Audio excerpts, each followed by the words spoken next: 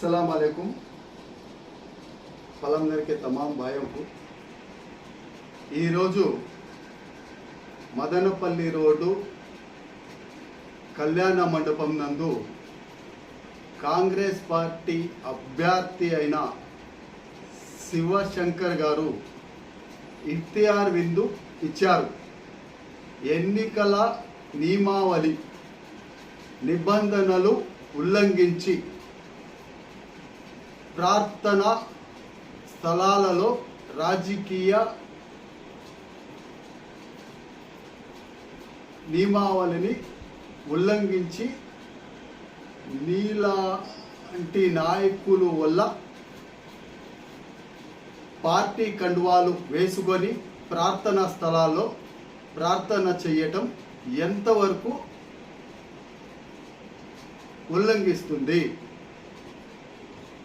మీరు ఇఫ్తియార్ ఇచ్చారు, బాగానే ఉంది. ఇచ్చిన చోట నమాజ్ చేస్తూ కండువా వేసుకుని నమాజ్ చేయడము పద్ధతి కాదు. ఇప్పుడు నిన్న వైఎస్ఆర్సిపి నాయకులు ఎమ్మెల్యే వెంకటగౌడ్ గారు ఇఫ్తియార్ విందు ఎంబీఎస్ షాదీ మహల్ నందు ఇచ్చారు. ఆయన పక్క ముస్లిం పద్ధతిలో వచ్చి అందరినీ ఇఫ్తియార్ విందుకు ఆహ్వానించి పద్ధతిగా ఇఫ్తియార్ చేశారు, నమాజ్ చేశారు. ఏ రాజకీయము వాడలేదు.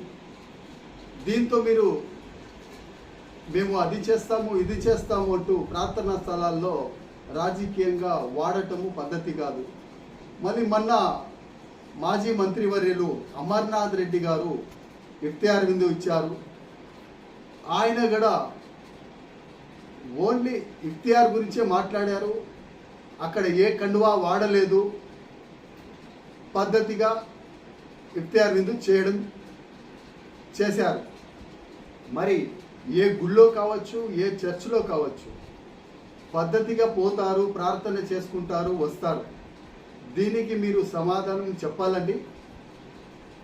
AP state national human rights justice movement తరపు నుంచి నేను ఏపీ స్టేట్ ప్రెసిడెంట్ ముబారక్ మీరు దీనికి చేసిన దానికి నేను మీకు సమాధానం చెప్పాలని కోరుతున్నాను.